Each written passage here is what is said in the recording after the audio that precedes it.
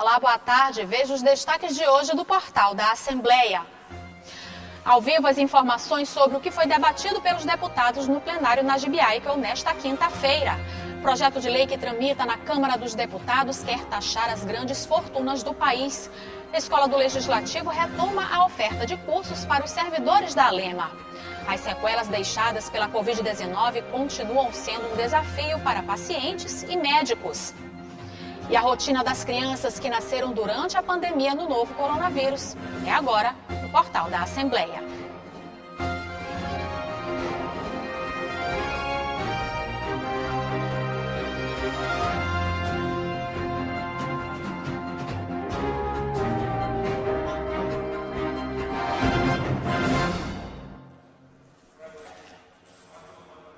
E na sessão plenária desta quinta-feira, os deputados repercutiram o avanço da vacinação contra a Covid-19 no interior do estado. Nós vamos falar ao vivo com o repórter Ronald Segundo, que tem mais detalhes sobre a sessão. Boa tarde, Segundo. Olá, Eli Coelho, boa tarde a você, muito boa tarde aos telespectadores da TV Assembleia. Eu falo ao vivo aqui do plenário deputado Najib Aikel, na Assembleia Legislativa do Estado do Maranhão.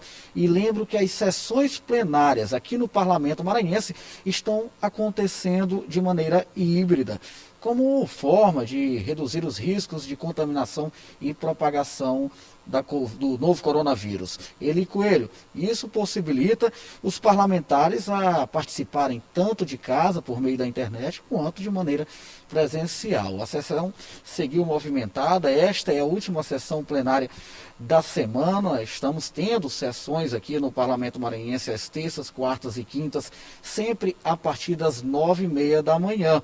E a sessão foi movimentada durante o pequeno expediente, acabou agora há pouco. Entre os assuntos, o avanço na vacinação no interior, principalmente no interior do estado, mais precisamente na cidade de Bacabal, foi o que tratou o deputado Roberto Costa. Além disso, os parlamentares também repercutiram a agenda que cumpriram pelos municípios maranhenses. A gente acompanha os detalhes do que rolou agora há pouco aqui no plenário da Casa. A deputada Socorro Aquim destacou a importância da participação das mulheres na política. O deputado Luiz Henrique Lula da Silva falou sobre a agenda que cumpriu na cidade de Pedreiras, onde recebeu o título de cidadão do município. Já o deputado Roberto Costa repercutiu a reunião que teve com o secretário de Estado da Saúde, Carlos Lula, e destacou o avanço da vacinação no município de Bacabal. O parlamentar comemorou ainda a permanência do hospital de campanha na cidade. O hospital de campanha, a UPA, ele não será fechado enquanto existir a necessidade de atendimento para a população de Bacabal e também, deputada Socorro aqui, para a região do Médio Mearim, porque Bacabal é o polo de saúde de toda aquela região. Atende ali pacientes dos municípios de Lago Verde, Lagoaçu, Bom Lugar, Vitorino Freire, de toda aquela região de São Luís Gonzaga, e que tem servido esse hospital de campanha, esta UPA, nesta pandemia, como um braço importante para garantir a vida da nossa população. Após o pronunciamento do deputado Roberto Costa, o deputado Marcos Caldas reivindicou quadra poliesportiva para o povoado Sobradinho, no município de Barreirinhas. Mais detalhes sobre o que aconteceu na sessão plenária você acompanha no Minuto Assembleia durante a nossa programação. E está em tramitação na Câmara dos Deputados um projeto de lei que visa a taxação de patrimônios maiores que 50 milhões de reais de pessoas físicas ou jurídicas. De acordo com os economistas, caso o PL seja aprovado, o novo imposto traria melhorias para o país. A pandemia do novo coronavírus adoeceu também a economia brasileira. Empresas viram o faturamento cair, o desemprego cresceu, a arrecadação federal recuou. Os resultados ruins fizeram crescer uma discussão antiga no país, a taxação das grandes fortunas. Mas você sabe o que é uma grande fortuna? Um projeto de lei que tramita na Câmara dos Deputados estipula que bens de pessoas físicas ou jurídicas que tenham patrimônio líquido superior a 50 milhões seriam taxados. O imposto teria alíquota de 2,5%. Este economista mostra como o imposto pode trazer melhorias ao país. Vale destacar, que as grandes fortunas elas já são taxadas em praticamente quase todo mundo. Então, nos países desenvolvidos, como Estados Unidos, Alemanha, França e etc., existe taxação de grandes fortunas, né? Então, essa é uma medida que vai em linha com as melhores práticas internacionais. Um dado importante é que, segundo a ONU, 1% dos mais ricos detém 28,3% de toda a renda do Brasil, nos deixando atrás somente do Catar. Estudos mostram que, se o Brasil taxar as grandes fortunas, poderemos arrecadar mais de 100 bilhões por ano. Pelo projeto de lei em discussão, o imposto se aplicaria nos seguintes casos. O novo imposto se aplica a imóveis para uso pessoal, como residência ou lazer, no valor acima de 5 milhões. Veículos que custem mais de 500 mil reais. Embarcações com valor superior a 1 milhão de reais. E aeronaves no valor superior a 5 milhões de reais. Este cientista social faz algumas ponderações importantes sobre a taxação. Além da situação da pandemia, que fez com que alguns milionários ficassem ainda mais milionários e que as pessoas mais pobres ficassem ainda mais pobres, nós tivemos um agravante nos últimos anos, que foi a Emenda Constitucional 95. A Emenda Constitucional 95, ela condenou praticamente o Estado brasileiro a reduzir de uma forma dramática os recursos para a educação, para a saúde, para a segurança pública e a necessidade de recompor esses recursos. Outro detalhe sobre este imposto é que a implementação está prevista no artigo 153 da Constituição Federal, mas com uma ressalva, desde que regulamentado por lei complementar. A nossa Constituição tem 33 anos e o imposto nunca saiu do papel. O projeto está em análise na Câmara Federal e ainda não tem data para votação. Se o imposto for aprovado, o valor da arrecadação terá como destino a saúde e educação e ajuda a diminuir a desigualdade no país. E veja no próximo bloco, a Escola do Legislativo retoma a oferta de cursos para os servidores. E você fica sabendo como funciona a Escola do Legislativo logo após o intervalo.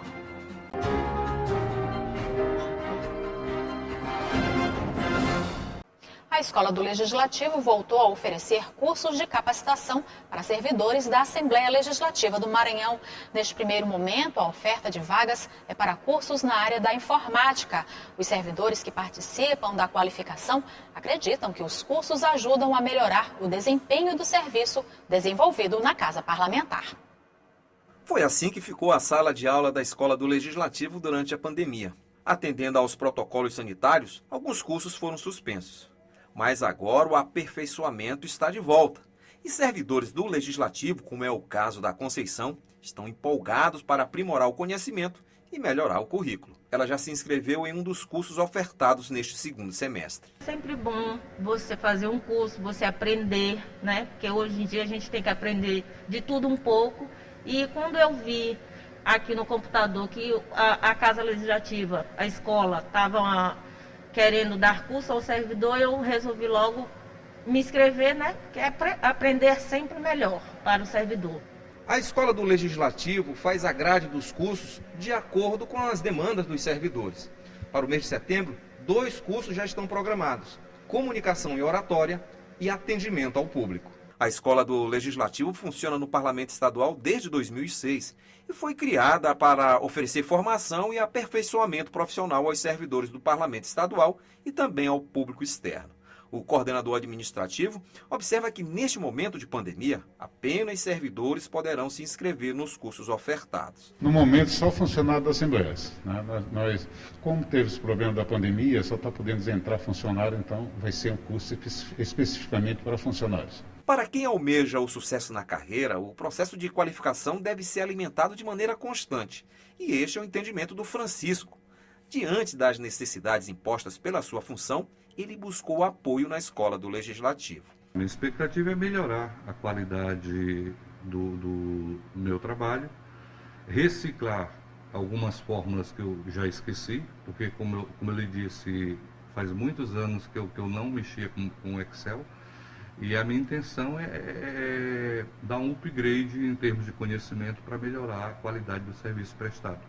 A Escola do Legislativo vem se tornando ao longo dos anos um importante instrumento de qualificação profissional. Só para se ter uma ideia, em 2019, antes da pandemia, cerca de 2.100 pessoas tiveram acesso aos treinamentos oferecidos. E agora nós vamos falar ao vivo com o repórter Joelson Braga, que vai explicar para a gente como funciona e qual a importância do serviço oferecido pela Escola do Legislativo. Boa tarde, Joelson. Boa tarde, Ali. Você já deu para notar que pelos números, né, a Escola do Legislativo tem um papel fundamental na formação dos profissionais que atuam aqui no Poder Legislativo. E quem vai detalhar mais para a gente como funciona a Escola do Legislativo e essa sua importância é o Luiz Trabuschi, que ele é assistente técnico legislativo e trabalha lá na Escola do Legislativo. Luiz, além de cursos, né, a Escola do Legislativo também oferece outros tipos de aperfeiçoamento. Como é que funciona isso? Boa tarde. Então, Gelson, a Escola do Legislativo trabalha com treinamentos em capacitação de curto prazo, né? São cursos de desenvolvimento pessoal, cursos também na área técnica, e começamos a inovar também de cursos de longa duração, que é a pós-graduação. Então a gente já está atuando em diversas áreas e quer expandir também para mestrados ou mesmo cursos de graduação também para oferecer para os servidores. Agora, hoje pela manhã, né, a gente fez a matéria, enquanto a gente conversava lá com o coordenador administrativo, ele falou que nesse momento só servidores podem fazer o curso por conta da pandemia, né? Mas antes da pandemia e depois que a pandemia passar, quem pode ingressar nos cursos ofertados aí pela Escola do Legislativo? Bom, a gente dá uma prioridade para os dependentes, né, que são parentes diretos aí dos servidores, mas também há cursos que a gente abre para toda a comunidade. Então a gente quer treinar o maior número de pessoas possíveis, atendendo não só pessoas do parlamento aqui ou ligadas, mas também de toda a comunidade. Então isso era assim antes da pandemia e após a pandemia creio que vamos voltar assim com força total. Quando a gente fala na Escola do Legislativo, as pessoas colocam logo em mente que ele deve ofertar cursos só relacionados ao Legislativo. Mas não, são em diversas áreas, né? Quais são as áreas de atuação da Escola do Legislativo? Bom, a gente atua na área de informática, nesse treinamento de capacitação mais técnica, mas também a gente trabalha em áreas de desenvolvimento pessoal, como por exemplo oratória, marketing pessoal, regras de etiqueta, atendimento ao público, e também trabalho nessa área mais administrativa, como curso de licitação e contratos, direito administrativo. Então a gente está sempre trabalhando em todas as áreas que de alguma forma estão ligados com o legislativo, mas também estão ligados ao servidor, ao próprio a atividade do servidor, mas em desenvolvimento pessoal em si. Agora, para o segundo semestre nesse segundo semestre já tem cursos abertos, né? E em setembro também já tem uma agenda programada. O que vai acontecer agora nesse período?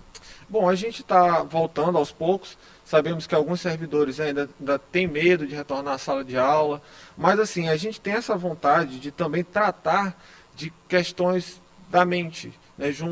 Trazer palestras que incentive o servidor a voltar com segurança, porque algumas pessoas ainda têm medo de vir trabalhar, ainda estão muito seguras com a questão da pandemia. Isso afetou muitas pessoas. E a gente sabe que não adianta a pessoa ter o conhecimento técnico, mas não estar bem consigo mesmo e aí não vai conseguir desenvolver seu trabalho. Então a gente vai atuar nessa área porque ela é muito necessária. Agora, só para encerrar, quem estiver interessado ainda, para esses cursos que estão abertos, Excel, né, digitação, ainda as inscrições ainda estão abertas, o que faz quem tiver interesse? Olha, pode ligar para o 3269-3716 ou entrar no nosso Instagram, que é escoladolegislativo.ma, vai lá no direct, dá seu nome, diz qual curso quer participar. Lá tem escrito, né, quais os cursos. Na intranet aqui também da Alema também estão disponíveis os cursos. E aí é só a pessoa se inscrever. Agora sim, tem que ir rápido, porque cursos de informática, o nosso laboratório é pequeno, então cabe 9, 10 pessoas ali, então as vagas são bem limitadas. Obrigado, então. Então, é importante ali, a gente conversou com o Luiz Trabuschi, que é assistente técnico legislativo e trabalha lá na Escola do Legislativo. Esse órgão importante que funciona aqui dentro da Assembleia Legislativa, que qualifica os profissionais. Eu volto com você. Obrigada, Joelson. E a Universidade Estadual do Maranhão decidiu antecipar para hoje o resultado final do processo seletivo de acesso à educação superior, PAES 2021. A cerimônia de entrega oficial do resultado será virtual e pode ser acompanhada a partir das 5 horas da tarde pelo canal UEMANET pelo YouTube. E você vai ver no próximo bloco. As sequelas deixadas pela Covid-19 continuam sendo um desafio para pacientes e médicos. E a rotina das crianças que nasceram durante a pandemia do novo coronavírus. É logo após o intervalo.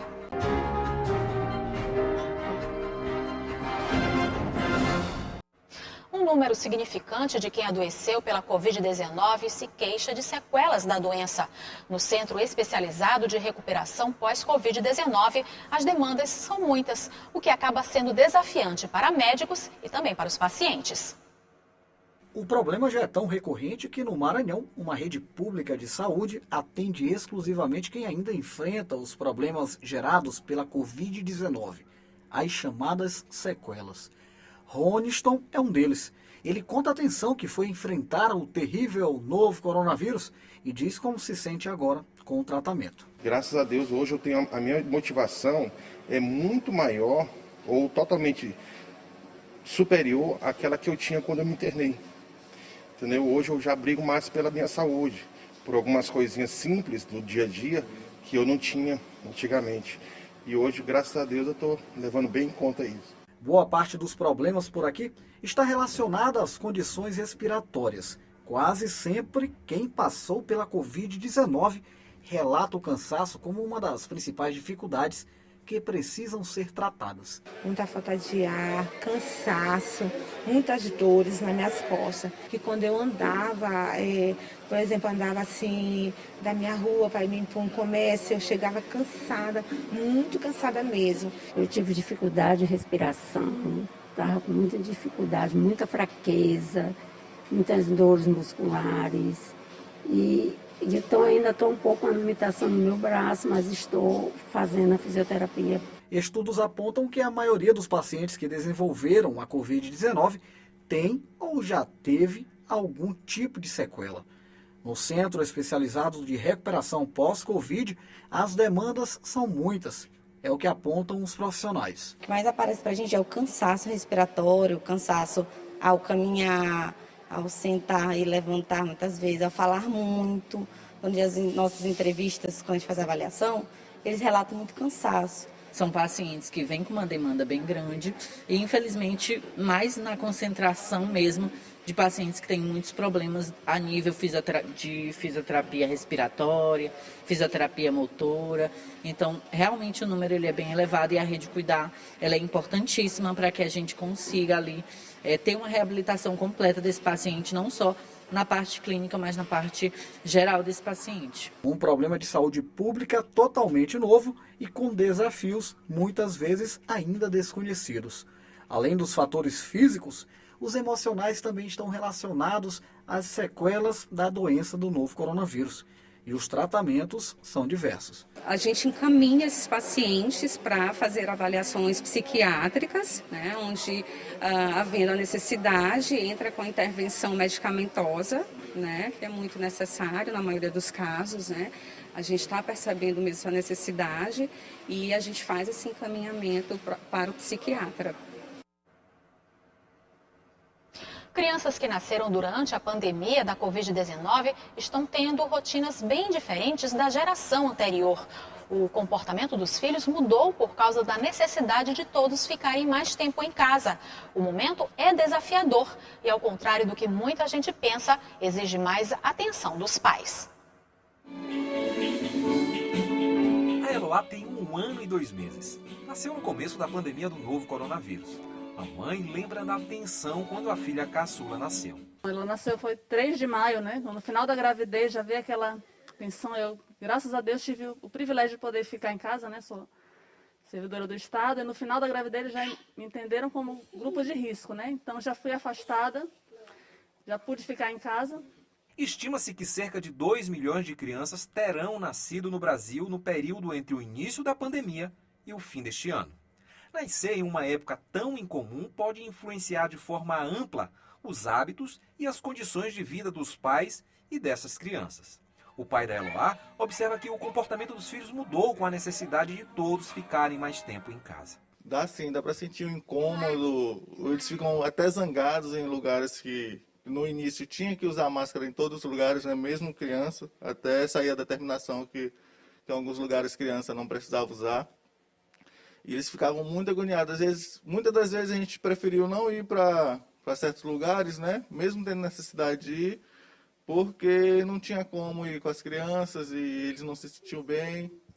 O momento é mesmo desafiador e exige mais atenção dos pais para com os filhos, como ressalta esta psicóloga. O que se percebe nos pais é preocupação, medo, estresse. Isso pode trazer prejuízos para esse ambiente e para as crianças. Outra dificuldade é em relação ao convívio das crianças com seus pares, onde esses estímulos são de fundamental importância, mas se percebe que se os pais se mantiverem sensíveis, derem carinho, atenção e passarem emoções positivas para as crianças, elas terão o que precisam para o seu desenvolvimento saudável. A Elisa tem 1 ano e 3 meses. O nascimento também foi marcado por muita atenção e o sonho da maternidade da mãe foi cercado por medo e ansiedade. A questão da pandemia também influenciou, então meu trabalho de parto não evoluiu, a maternidade estava lotada e muitos desencontros, inclusive meu companheiro no trabalho de parto acabou tossindo, né, por conta do ar-condicionado, um pigarro, e ele foi convidado a se retirar mesmo, não pôde participar comigo, né, então eu tive que ficar um tempo sozinha até que pudesse vir um outro acompanhante. Então todas essas questões atrapalharam um pouco o momento que a gente espera que seja incrível, né? A Elisa enche a casa de alegria e ajudar os pais nas tarefas diárias é uma grande brincadeira. Já na casa da Eloá, com mais tempo juntos, ela e os irmãos, o Rodrigo que tem 6 anos e a Miriam de 4, passam o dia brincando. O videogame quase nunca desliga, mas eles gostam muito de música. O Rodrigo ensaia umas frases na bateria e quando a mãe, a Adriana, toca alguma música no teclado e o Guilherme toca o cajón, todos se animam e a casa entra em festa. Assim eles vão enfrentando a pandemia, espantando o medo e a ansiedade.